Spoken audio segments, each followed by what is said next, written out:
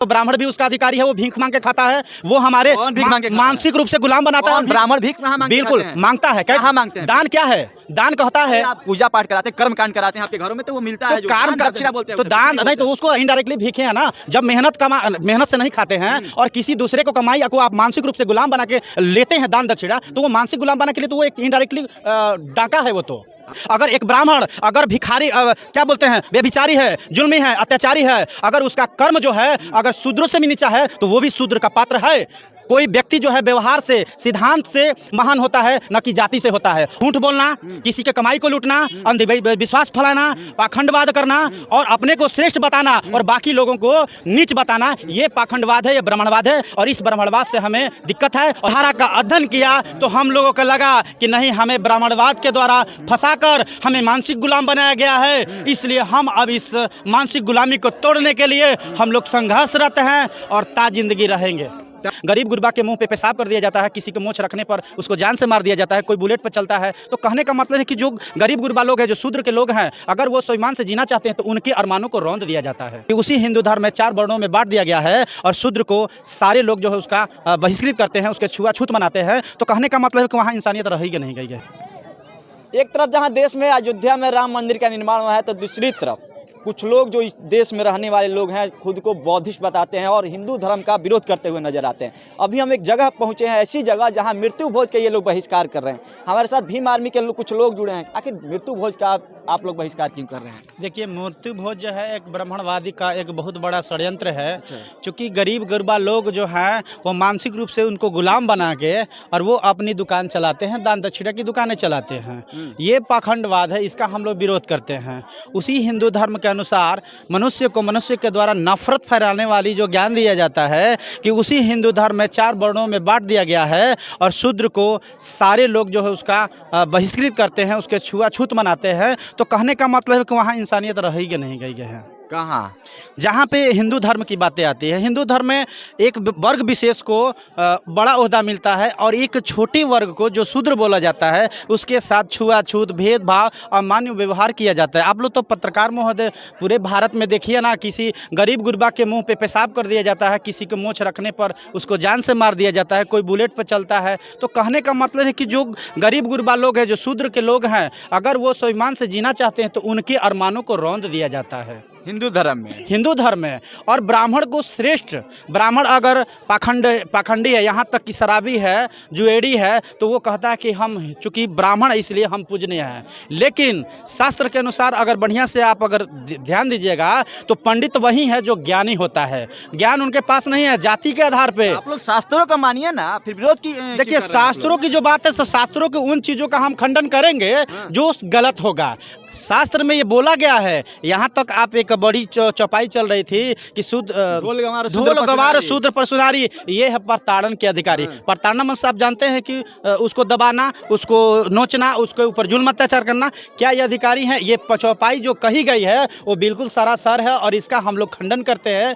क्योंकि अगर वही चीज़ है तो ब्राह्मण भी उसका अधिकारी है, वो भीख मांग के खाता है, वो हमारे मानसिक रूप से गुलाम बनाता है। ब्राह्मण भीख बिल्कुल मांगता है। कैसे मांगते हैं? दान क्या है? दान कहता है, आप पूजा पाठ कराते हैं, कर्म कांड कराते हैं आपके घरों में, तो वो मिलता है, जो दक्षिणा बोलते हैं। तो दान नहीं तो उसको इनडायरेक्टली भीखे है ना। जब मेहनत से नहीं खाते हैं और किसी दूसरे को कमाई को आप मानसिक रूप से गुलाम बना के लेते हैं दान दक्षिणा, तो वो मानसिक गुलाम बना के लिए तो वो एक इनडायरेक्टली डाका है वो। तो आप उन लोग को भिखारी बोल रहे हैं। पूर्व डीजीपी बिहार गुप्तेश्वर पांडे बोल रहे हैं ब्राह्मण कैसा भी कर्म कर दे सर्वश्रेष्ठ रहेगा। लेकिन वही बात बोले ना कि उस धर्म में यही शिक्षा दी जाती है और बताया जाता है कि वो ब्राह्मण जो है वो अपने को विशेष दर्जा लेता है। काहे भाई? अगर एक ब्राह्मण अगर भिखारी क्या बोलते हैं, व्यभिचारी है, जुल्मी है, अत्याचारी है, अगर उसका कर्म जो है अगर शूद्रों से भी नीचा है तो वो भी शूद्र का पात्र है।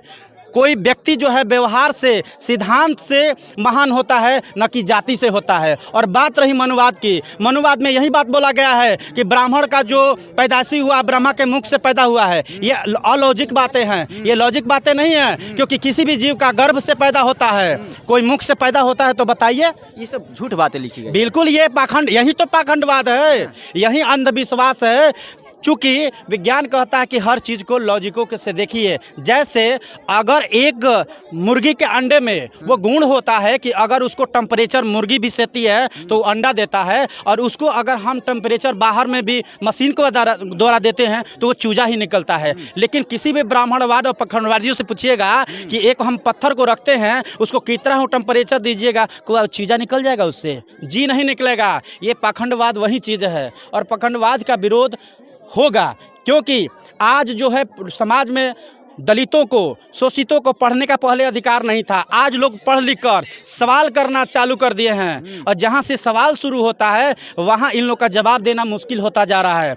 क्योंकि अगर यही विज्ञान कहता है कि किसी भी जीव का जो उत्पत्ति होता है उसके गर्भ से होता है, कोई भी मुंह से हाथ से पैदा नहीं होता है। ये जो अवैज्ञानिक बातें इन लोग किए हुए हैं ब्राह्मणवाद में, इसका आज खंडन हो रहा है, और बहुजन समाज जो है, जो महापुरुष है, इसका खंडन करते आ रहे हैं, और ये विज्ञान के साथ हम लोग भी इसका खंडन कर रहे हैं। अरे कहा जाता है कि रामायण वाल्मीकि ने लिखी थी, वाल्मीकि को दलित भी बताया जाता है। देखिए, बात ये नहीं है कि बात किसी व्यक्ति का अगर जाति को लेकर टिक्का टिप्पणी किया जाता है तो ऐसा नहीं, अगर वो दलित हैं, अगर दलित हैं, गलत कर रहे हैं, तो उसका भी हम लोग विरोध करने का काम करते हैं। क्योंकि जाति से हमको मतलब नहीं है, मतलब उसके व्यवहार से और उसके सिद्धांत से, उसके कथनी और करनी से है।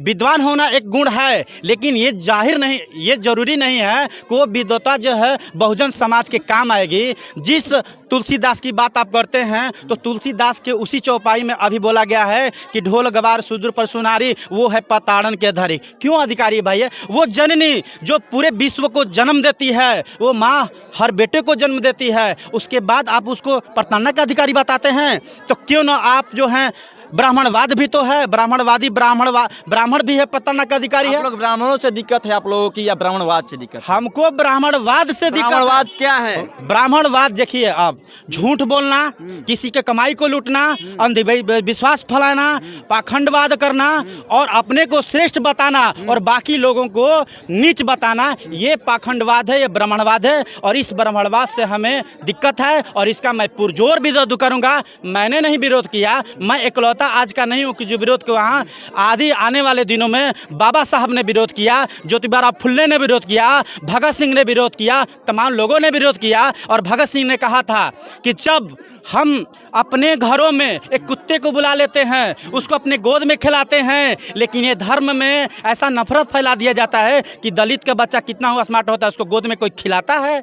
नहीं खिलाता है। इसलिए कि नफरत है उसको, उस दलित से, उस मनुष्य से नफरत है। और जो मनुष्य के द्वारा मनुष्य के नफरत फैलाने वाला विचारधारा होगा, मैं उसका पुरजोर विरोध करूंगा। और ये इतिहास रहा है विरोधों का। आप लोग की आंखें कब खुल गई? आप लोग भी पहले हिंदू धर्म को फॉलो करते होंगे। देखिए, एक चीज़ है कि जो समाज है, समाज का जो परिवेश है, क्रांति जब होती है तो एक क्रांतिकारी पैदा होता है, तो उसी तरह पैदा होता है जैसे एक माँ के गर्भ से एक नवजात शिशु का जन्म होता है, लेकिन उसके साथ साथ बुराई भी आता है। एक सुंदर नवजात बच्चा पैदा तो होता है, लेकिन उसके साथ गंदगियाँ भी आती है। और जो चमाइन होती हैं, उस जो नर्स होती है, उसको साफ करके और एक स्वच्छ बच्चा देने का काम करती है। उसी तरह हम इस समाज के धरोहर हैं, क्रांतिकारी हैं, और ये क्रांतिकारी विचार हमारे महापुरुषों ने सिखाया है। इसलिए जब मैंने का विचारधारा का अध्ययन किया तो हम लोगों को लगा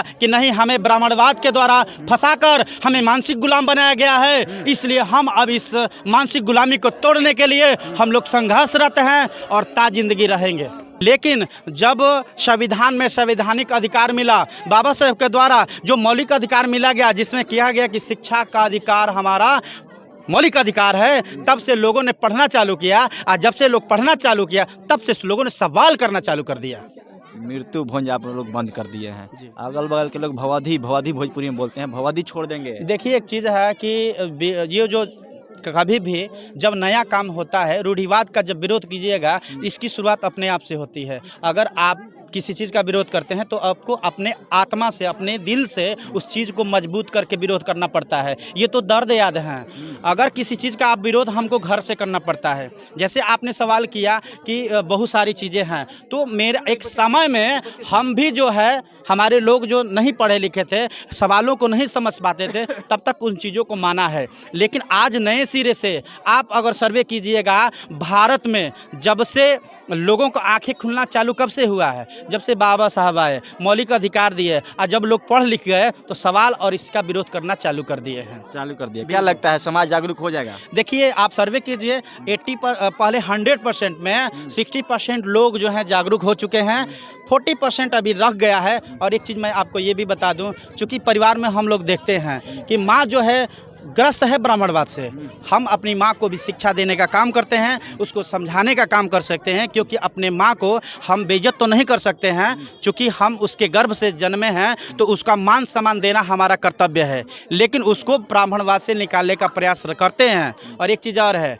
कि युवा पीढ़ी जो है धीरे धीरे इन चीज़ों से अलग हो रहा है, आने वाले छात्र नौजवान जो है इससे अलग हो रहे हैं। और आप देख लीजिएगा 5-10 वर्षों में कि लोग जो है इस चीज़ का खंडन करेंगे। एक चीज़ और देखिएगा, अभी देखिएगा लाखों लाख लोग जो हैं हिंदू धर्म छोड़कर बौद्धिस्ट हो रहे हैं। क्यों भाई, क्यों हो रहे हैं? अच्छा, आप लोग क्या लिखते हैं जब जाति प्रमाण पत्र कास्ट सर्टिफिकेट बनवाते हैं? क्या लिखते हैं वहाँ पर? धर्म मांगता है ना, क्या लिखते हैं? एक चीज़ है, आप जो चीज़ें आप आरक्षण पर लिखते क्या है? हाँ जी, देखिए, एक चीज़ है कि जो जिन लोगों को हमें किसी तरह का नौकरी का लालच नहीं, मेरा अगर पर्सनल इंटरव्यू लीजिएगा तो मैं एक क्रांतिकारी रहा हूँ, मुझे किसी जाति से धर्म से मतलब नहीं है, मुझे किसी सर्टिफिकेट से मतलब नहीं है। मैं जितेंद्र कुमार लिखता हूँ तो जितेंद्र कुमार ही लिखूंगा। कभी सर्टिफिकेट बनवाया है? देखिए, कभी बनवाया नहीं? बहुत पुराने समय में बनाया, जब हमारे ज्ञान नहीं था। लेकिन आज हम उसके पीछे नहीं दौड़ते हैं। समाज को एक संदेश दे दीजिए कि बौद्धिस्ट बनने पर कोई रिजर्वेशन खत्म नहीं होता है। देखिए, ये तो सही है कि रिजर्वेशन नहीं खत्म होता है,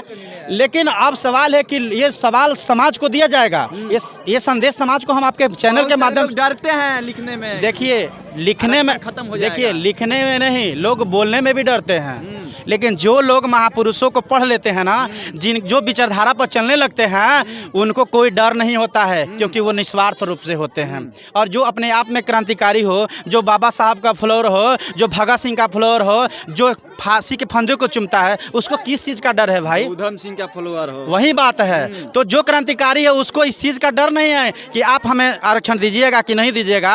हम अगर हमें जीना होगा तो हम अपने मेहनतों के बल पे जी लेंगे, है ना, आरक्षण को त्याग करके भी जी लेंगे, इसमें हमें कोई कुरेज नहीं है। चलिए, देखिए, भीम आर्मी के जिला प्रवक्ता हैं, भीम आर्मी के पूर्व जिला प्रवक्ता हैं, हमारे साथ जुड़े थे, इनसे बातचीत हो रही थी। बातचीत क्रम में जो मृत्यु भोज होता था, जिसमें ब्राह्मणवाद के कहिए तो ब्राह्मण तौर तरीके से, हिंदू धर्म के तौर तरीके से हुआ करती थी, इसको बंद किया गया है। और बंद करने के बाद ये लोग अब पूर्ण रूप से अपने समाज को जागरूक करने का प्रयास कर रहे हैं कि हमारा समाज जो है इन सब चीज़ों से दूर हटे और शिक्षा की ओर सबसे ज़्यादा महत्वपूर्ण चीज़ है। चूँकि बाबा साहब अम्बेडकर ने भी एक बात कही थी, शिक्षा वो शेरनी का जो जितना पिएगा उतना दहाड़ेगा। इन लोग इस बात को फॉलो करते अपने समाज को शिक्षित करने का प्रयास कर रहे हैं। बाकी इनकी बातों का मैं पूरा सुना, क्या प्रतिक्रिया रहेगी, प्रतिक्रिया कमेंट बॉक्स में आकर लिख दीजिएगा। मेरा नाम हुंतीस, आप देख रहे हैं जनता हाल।